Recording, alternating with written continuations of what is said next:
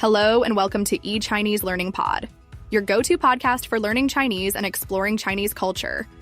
To protect speakers' privacy and enhance audio quality, some or all voices in this episode are created with AI assistance. So there's this thing, right, in Chinese culture that's super fascinating and honestly wildly different from how we usually do things in English-speaking countries.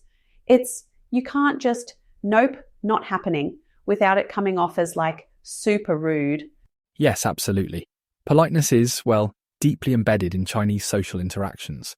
There's this emphasis on maintaining harmony, which of course means refusing outright. Just doesn't happen, right? Right. Instead, refusals are conveyed in a much softer way, often indirectly, to avoid offending or embarrassing anyone. Okay, so picture this. I'm in Shanghai and this local vendor's trying to sell me, a bunch of souvenir stuff.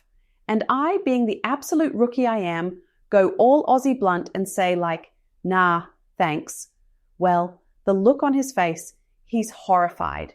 I didn't mean to offend him or anything, but I might as well have yelled, "No way, mate." It turns out saying no like that is a bit of a no-no, pun fully intended. A bit of a harsh lesson then? Let me tell you, I've never backtracked so quickly in my life.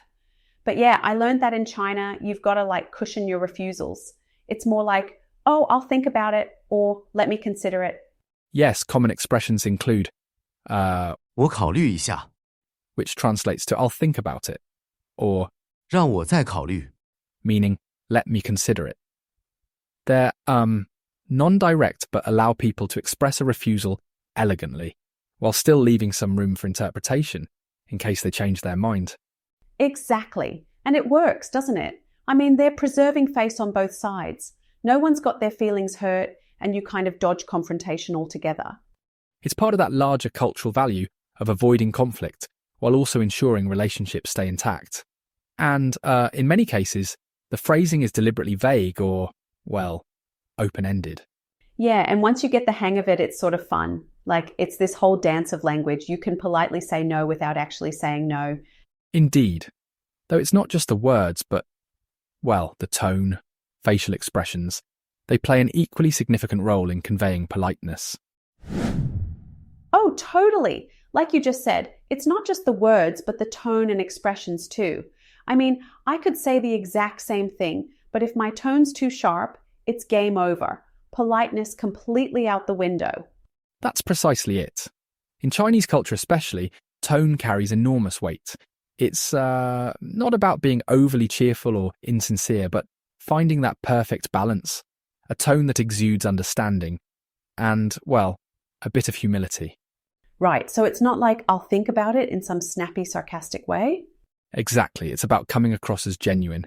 And then there's the facial expressions, like smiling slightly or maintaining soft eye contact. They sort of reinforce that good intention. Soft eye contact? I feel like my version of that probably looks like I've completely zoned out. Well, not exactly zoning out, but more of a relaxed, engaged demeanour. Not overly intense. It's subtle, really, and adds nuance to, say, a polite indirect refusal.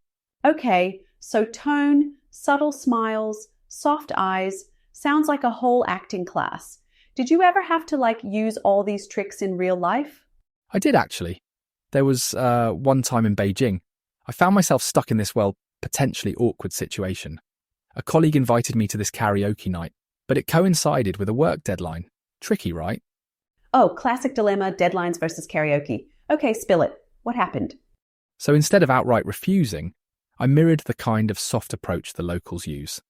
I said something like, that sounds like so much fun. Let me see if I can manage the deadline in time. All the while smiling, keeping my tone light, even a bit apologetic. No hard no, but the message was clear enough. But the message was... Bet they didn't even bat an eye, huh? No, not at all. It was, fascinating how smoothly it went. Everyone stayed cheerful, no awkwardness, no tension. It's like an art form, really. Oh man, I love that. It's like you sidestep the whole confrontation while still being, polite and respectful. Yes, and it ties back to how much importance the culture places on maintaining harmony in all interactions. Eric, I love how you described it as an art form. Let's dive deeper. What are some real-world scenarios where using these polite refusal strategies can really save the day? Well, let's start with something simple, like declining a dinner invitation.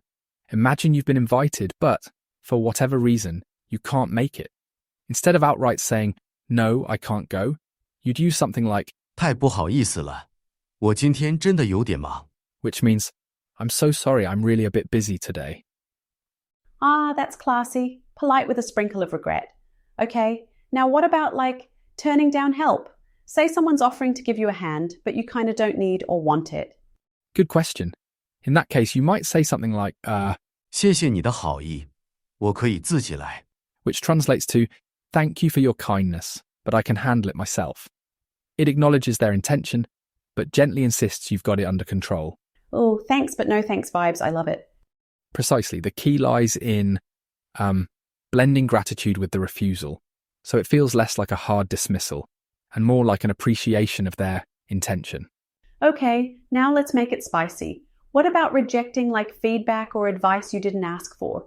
You know, the unsolicited suggestions situation? That can be a tricky one. In such cases, you might say something like, 谢谢你提醒我，我再考虑看看。 which translates to, "Thank you for pointing that out. I'll think about it." It politely acknowledges the advice without committing to, well, following it. Oh, I like that. It's vague, but in the best way. Like, you're not saying no outright, but you're definitely not saying, great idea, I'll do it. Exactly. It's all about leaving that polite ambiguity that lets both sides walk away feeling respected. And honestly, there's something kind of genius about that. You're diffusing potential awkwardness before it even has a chance to take root, you know? Yes, and that's why these cultural nuances are, well, so deeply ingrained. They're designed not just to avoid conflict, but to uphold relationships, even in moments of disagreement. It's like the language itself is built to prioritize harmony. Honestly, I think we could all borrow a page from that playbook. Indeed, and for anyone learning Mandarin, it's one of the most valuable things to keep in mind. Not just the words, but the intent behind them. Absolutely. So, if you're listening to this and planning a trip to China, or even just navigating a business relationship, start practicing. Pick one of these phrases, practice it in front of the mirror, add a little soft tone, and you're well on your way. And remember, it's not about perfection. It's about showing effort and understanding. That alone goes a long way. Well said, Eric. And with that, I think we're wrapping up here. Thanks everyone for tuning in. And remember, politeness isn't just a skill, it's an art, especially in Mandarin. Absolutely. On that note, we'll see you next time. Want to practice what you've learned today with a real Chinese teacher? You can get a free one-on-one trial lesson at eChineseLearning.com. That's it for today's episode of eChineseLearningPod. Thanks for tuning in.